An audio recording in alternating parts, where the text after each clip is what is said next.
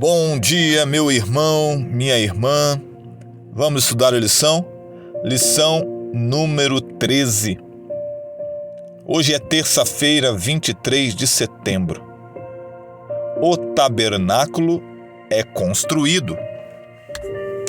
Tome a sua Bíblia, abra no livro de Êxodo e dê uma olhada rápida nas seguintes passagens bíblicas.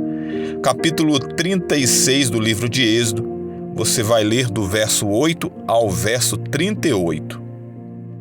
Depois leia o capítulo 37, o capítulo 38 e no capítulo 39 leia do verso 1 ao verso 31. Eu sei, são bastante textos, bastante leitura.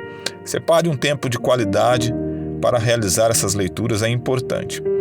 Após a leitura, responda as seguintes perguntas: por que foram dadas tantas instruções? O que isso nos ensina sobre como Deus se importa com cada detalhe? Os israelitas construíram minuciosamente o tabernáculo, e as instruções que Moisés havia recebido no Monte Sinai foram seguidas atentamente. Diversas peças foram construídas. Primeiro, o tabernáculo com seus diferentes tecidos, cortinas e partes. Êxodo 36, do verso 8 ao 38. Segundo, a arca. Êxodo 37, do verso 1 ao 9. Terceiro, a mesa para os pães da proposição. Êxodo 37, do verso 10 ao verso 16. Quarto, o candelabro. Êxodo 37, do verso 17 ao verso 24. Quinto, o altar do incenso. Êxodo 37, do verso 25 ao verso 29. Sexto, o altar do holocausto. Êxodo 38, do verso 1 ao verso 7. Sétimo, a bacia de bronze. Êxodo 38, verso 8. Oitavo, o pátio. Êxodo 38, do verso 9 ao verso 20. Nono, o material usado no tabernáculo. Êxodo 38, do verso 21 ao 31. Êxodo 39 descreve a estola, o peitoral e outras peças das vestimentas sacerdotais. As cerimônias do tabernáculo expressavam visualmente as verdades do Evangelho, ilustrando o plano da redenção divina. As diversas cerimônias retratavam como Deus odeia o pecado e lida com ele. 2. Como salva os que se arrependem. 3. Qual será o destino dos ímpios? E 4. Como o Senhor garantirá uma eternidade gloriosa sem a presença do mal. Duas cerimônias diferentes, mas intimamente relacionadas, eram realizadas no santuário. Uma diária e outra anual. Esse ministério de duas fases ilustrava como Deus lida com o pecado e salva os pecadores. Por meio dos serviços diários do santuário, Deus garantia que os arrependidos teriam seus pecados perdoados e, pela graça, receberiam a salvação.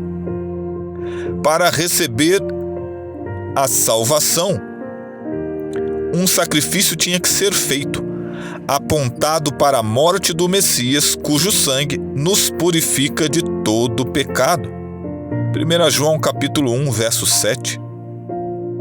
A confissão do pecado e a aceitação do manto da justiça de Cristo estavam no centro dessa dádiva. Salmo 32, do verso 1 e verso 2. Assim, o pecador arrependido recebia a certeza do perdão e se alegrava na salvação. O serviço anual no dia da expiação ilustrava como Deus eliminaria o pecado.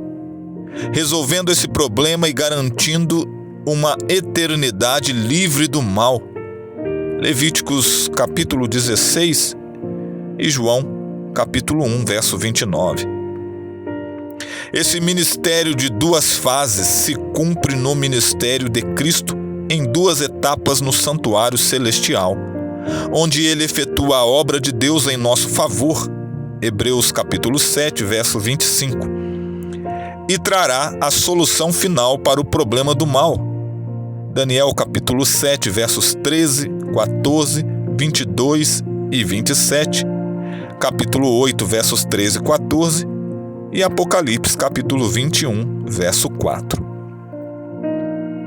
O santuário era o lugar para adorar a Deus e render-lhe graças. Adorar é desenvolver um relacionamento com Deus, que convida os crentes a desfrutar dessa comunhão. Amém? Amanhã estudaremos a presença de Deus no tabernáculo. Um forte abraço, até lá, e que a paz e a graça de Deus o Pai e de Cristo Jesus, nosso Senhor e Salvador, esteja com você. E a resposta para a pergunta de hoje: por que foram dadas tantas instruções? O que isso nos ensina sobre como Deus se importa com cada detalhe?